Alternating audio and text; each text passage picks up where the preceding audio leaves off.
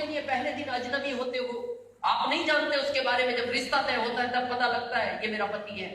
और वो 1 मिनट में छोड़ती है अपने माता पिता को, और आपके माता पिता को अपना माता पिता मानती है। 1 मिनट में छोड़ती है वो अपनी फैमिली को, आपकी फैमिली को अपनी फैमिली मानती है। क्या लगता है जिम्मेदारी नहीं है?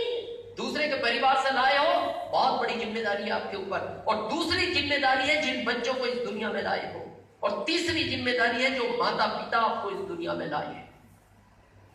और इसी के चलते पता है ये व्यक्ति पागलों की तरह दौड़ता है दुनिया में, पागलों की तरह। यहां पैसा नहीं मिला, काम बदलेगा। उस गांव में पैसा नहीं, फिर काम बदलेगा। इस गांव में पैसा नहीं, गांव बदलेगा। इस शहर में पैसा नहीं, शहर बदलेगा। इस प्रदेश में पैसा नहीं, प्रदेश बदलेगा। इस देश में पैसा नहीं, देश बदलेगा। किसके लिए? इस परिवार के लिए। और पता है इसी भाग दौड़ की दुनिया में एक दिन ये गायब हो जाता है। आप जब आंकड़ा सुनोगे ना, पैरों के नीचे से जमीन खिसक जाती है। सरकार का आंकड़ा है, मेरा नहीं। सरकार बोलती है डेली 7,000 से ज्यादा एक्सीडेंट इस भारत में होते हैं, और डेली 400 लोग ये वाले घर नहीं पहुंचते डेली। थैंक्स है उस गॉड का हम नहीं थे उस ट्रेन में जिसका एक्सीडेंट हुआ। थैंक्स है उस गॉड का हम नहीं थे उस प्लेन में जिसमें आग लग गई। हम नहीं थे उस बाढ़ में जहां लोग बह गए। हम नहीं थे उस भूकंप में जहां मकान गिर गए। हम नहीं थे उस बम विस्फोट में जहां लोगों के छितड़े उड़ गए। लेकिन हो तो सकते थे, हो तो सकते थे। ये जो लोग हैं ना, ये भी हमारी तरह थे, इनका भी परिवार था। और मैं आपसे पूछना ये चाहता हूं, आप किसी भी प्रोफेशन में, मैं विरोध में नहीं हूं। आप डॉक्टर बनो, बच्चे को डॉक्टर बनाओ। आप इंजीनियर बनो, बच्चे को इंजीनियर बनाओ। आप चार्टेड बनो, बच्चे को चार्टेड बनाओ। आप वकील बनो, बच्चे को वकील बनाओ। और आपकी इनकम पर मंथ 10 लाख है। मैं आपसे यह प्रश्न पूछना चाहता हूं, जब आप इस दुनिया में नहीं रहोगे, ये 10 लाख आपके परिवार को आएगा या नहीं? क्यों नहीं आएगा? कहां गई आपकी डिग्रियां? कहां गया आपका नॉलेज? कहां गए जो माता पिता के आपने लाखों रुपए खर्च किए उस प्रोफेशन के लिए? और फिर क्यों सीना चौड़ा करके घूम रहे हो? क्या हम वकील हैं, हम डॉक्टर हैं?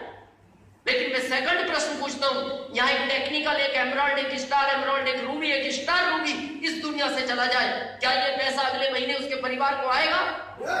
फिर क्यों नहीं आरसीएम? फिर क्यों नहीं आरसीएम? फिर क्यों नहीं? फिर क्या बहाना है इसको ना करने का? कभी समझना इस महिला का दर्द, इसके अंदर क्या दर्द छिपा है। बहुत लोग मेरे से बोलते हैं, दिनेश जी आपने इतना फास्ट इस बिजनेस को कैसे बिल्ड कर लिया?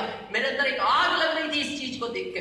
मेरे को आरसीएम में सिर्फ ये चीज समझ में आई थी, बाकी रॉयल्टी, टेक्निकल और पैसा समझ में नहीं आया था। मेरे को आज भी वो दिन याद है, मैं 7 साल का था, मैं बच्चा था। मेरे फादर को ब्लड कैंसर हो गया था, उनका बोलना बंद हो गया था। मेरी माँ, मेरे मामा जी और मैं उनको एम्बुलेंस से दिल्ली लेके जा रहे थे। मेरे फादर बीच बीच में मेरा हाथ टच करते थे और फिर मेरी माँ की तरफ इशारा करते थे। मैं 7 साल का था, मैं समझ नहीं पाया वो क्या कहना चाहते थे। लेकिन जब मैं बड़ा हुआ, मेरे में समझ आई, तब मैंने उस चीज को समझा। इसीलिए मैंने इस बिजनेस में बहुत जुनून के साथ काम किया 5 साल, और 5वें साल इस पिन को हासिल कर लिया। क्यों?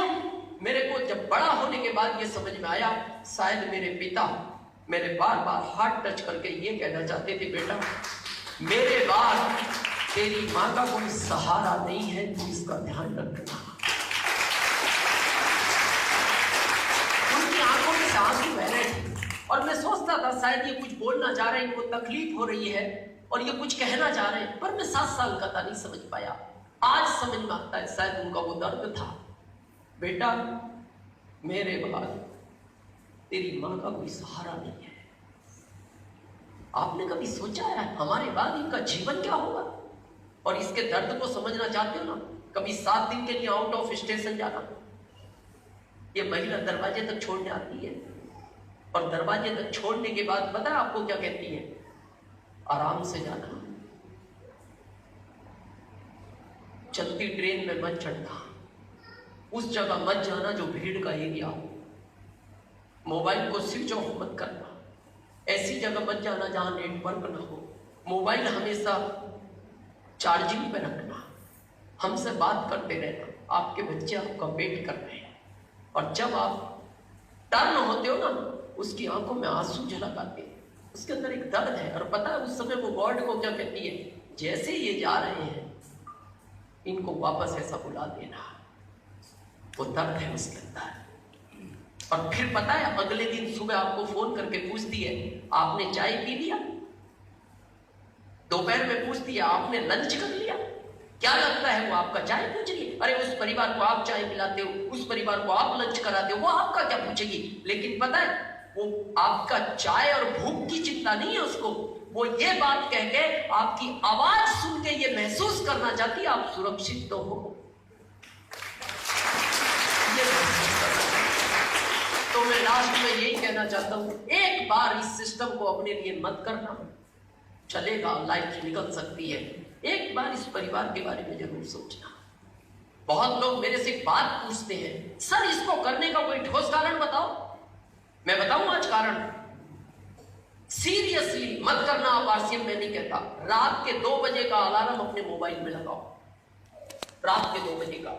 जैसे वो अलार्म बजता है उठना अपने बेड से और अपने इस परिवार से 100 मीटर दूर हो जाना। 100 मीटर। सबसे पहला फेस देखना आप अपनी पत्नी का, सबसे पहला उठने के बाद, और उस फेस को देखने के बाद 10 सेकंड के लिए सोचना, दिन में कितनी बार आपको फोन करती है, घर कब आओगे, कितना टाइम और लगेगा, खाना नहीं खाया आपने, जल्दी आओ, बच्चे आपका वेट कर रहे हैं। फिर सेकंड फेस देखना अपने बच्चों का और सोचना 10 सेकंड के लिए कितनी बार दिन में ये आपकी पत्नी से बोलते हैं, मम्मी पापा घर कब आएंगे, फोन करो ना, हमको मार्केट जाना, हमको शॉपिंग कौन कराएगा मम्मी। फिर थर्ड फेस देखना अपने माता पिता का और सोचना 10 सेकंड के लिए कितनी बार ये दिन में आपकी पत्नी से पूछते हैं, बहू बेटा घर कब आएगा, उसको क्या हो माहौल अच्छा नहीं है, टाइम पे घर आया करे, थोड़ा उसको डांटा करो कि उसका परिवार है। और फिर आखिरी फेस आप अपना देखना और 10 सेकंड नहीं 1 सेकंड के लिए सोचना, कभी ना करें ऊपर वाला आपके साथ कि जिस दिन इस पूरी तस्वीर में से मेरा चित्र हट जाएगा क्या होगा इस तस्वीर का। मैं गारंटी से बोलता हूं नहीं सो पाओगे, कई रात नहीं सो पाओगे। जिस दिन आपको लगा ना, जिस दिन मैं इनमें से हट गया सारी कहानी, क्योंकि जिस दिन ये घर का मुखिया माइनस हो जाता है ना फैमिली से, उस दिन ये फैमिली जीरो हो जाती है, जीरो। ये देखने के बाद आपके अंदर का इंसान, आपके अंदर की आत्मा गवाही दे इस सिस्टम को करना और कभी छोड़ना मत। आपके अंदर का इंसान, आपके अंदर की आत्मा गवाही ना दे, इस सिस्टम को आप नहीं करना। आपने हम सबको सुना, इसके लिए हम आपके बहुत बहुत आभारी हैं। Thank you.